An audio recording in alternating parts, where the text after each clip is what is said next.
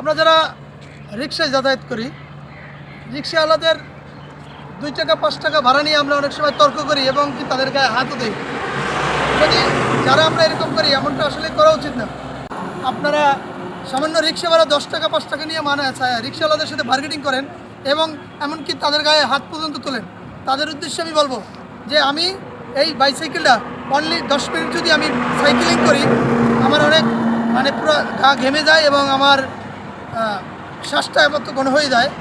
এটা আমি বুঝছি এজন্যই যে রিক্সাওয়ালারা যদি 2-3 জন লোক নিয়ে রিক্সাটা চালায়, এত বড় রিক্সাটা, তবে তাদের কষ্টটা কীরকম হয়। কিন্তু আমরা কি করি, 10 টাকা বেশি চাইলে আমরা ওদের উপর ক্ষিপ্ত হয়ে যাই।